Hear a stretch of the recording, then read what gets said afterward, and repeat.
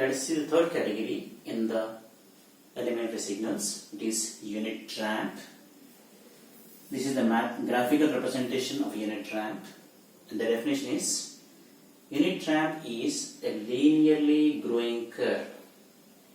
Its value is amplitude is 0 at 0, amplitude is 1 at 1, amplitude is 2 at 2, amplitude is 3 at 3. Like that, it's a linearly growing curve from the origin. And coming to its mathematical representation, r of t is equal to t for t greater than or equal to 0 and r of t equal to 0 elsewhere. So such a signal is unit ramp. Coming to its discrete part, as I said, it's a linearly growing curve.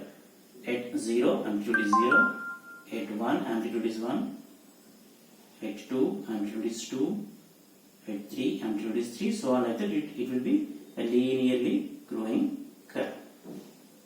So let me draw it roughly here. This is n, r of n. Similarly, like r of n is equal to n for n greater than or equal to 0 and that equal to 0 else. That is about unit ramp signal and sequence. Now coming to the fourth category, we have one more which is similar to unit step. Its name is signum function. If you look at the graph, unit step was like this. Amplitude was 0 for negative values and 1 for positive values. But if you look at this, a signal whose amplitude is -1 for negative values of time and 1 for all the positive values of time. Such a signal is called as signum function or signum signal. A signal whose amplitude is -1 for all the negative values of independent variable and 1 for the positive values of the independent variable.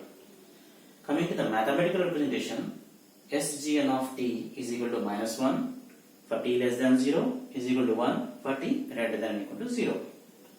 And coming to its discrete version, you can observe here samples are at discrete intervals of time.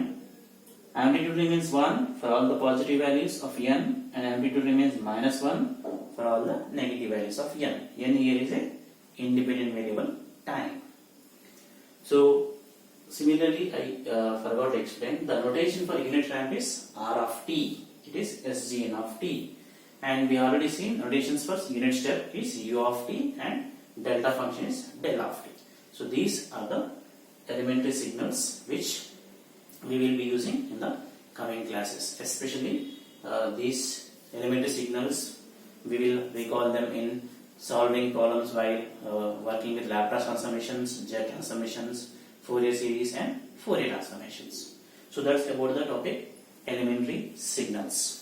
For any doubts, feel free to put it in the comment section below.